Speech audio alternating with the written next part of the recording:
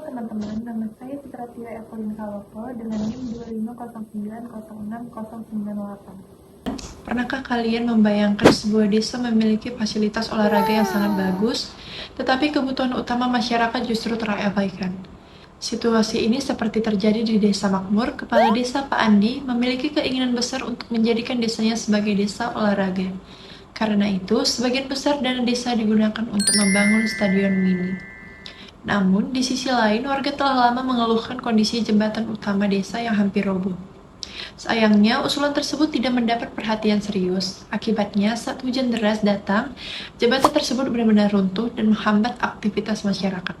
Dari kasus ini, kita dapat melihat adanya permasalahan dalam tata kelola pemerintahan desa. Permasalahan pertama terletak pada kurangnya optimal peran Badan Permusyawaratan Desa atau BPD. Sebagai lembaga yang memiliki fungsi pengawasan terhadap jalannya pemerintahan desa, BPD seharusnya dilibatkan dalam setiap proses pembangunan dan penggunaan anggaran. Namun, Pak Andi jarang memberikan informasi maupun laporan terkait proyek pembangunan stadion. Kondisi ini menyebabkan fungsi pengawasan BPD tidak berjalan secara maksimal dan mengurangi akuntabilitas pemerintahan desa. Permasalahan kedua adalah kurangnya partisipasi masyarakat dalam proses pengambilan keputusan. Musyawarah desa seharusnya menjadi wadah bagi warga untuk menyampaikan kebutuhan dan aspirasi mereka. Akan tetapi, dalam kasus ini, pendapatan masyarakat tidak mendapat ruang yang cukup untuk didengar. Akibatnya, pembangunan yang dilakukan tidak sepenuhnya mencerminkan kebutuhan mendesak warga. Hal tersebut terlihat ketika stadion hampir selesai dibangun, sementara jembatan yang sangat dibutuhkan masyarakat justru dibiarkan hingga akhirnya roboh.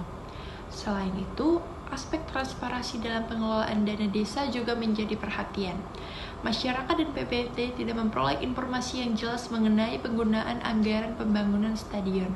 Padahal keterbukaan informasi sangat penting agar masyarakat dapat mengetahui bagaimana dana desa digunakan, serta memastikan bahwa anggaran tersebut benar-benar dimanfaatkan untuk kepentingan bersama.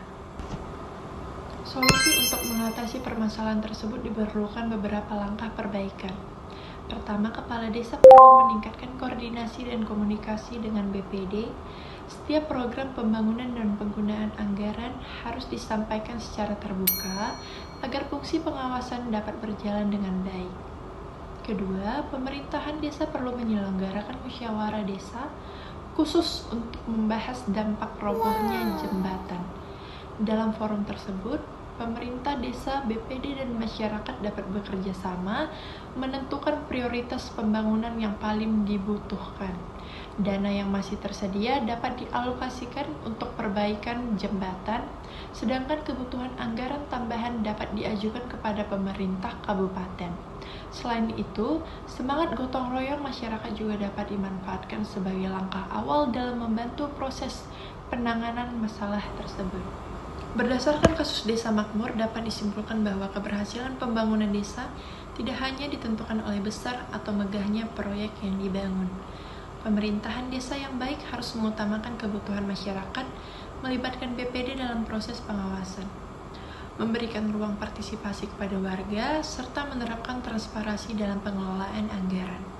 Dengan demikian, pembangunan desa dapat berjalan secara efektif, tepat sasaran, dan memberikan manfaat bagi seluruh masyarakat.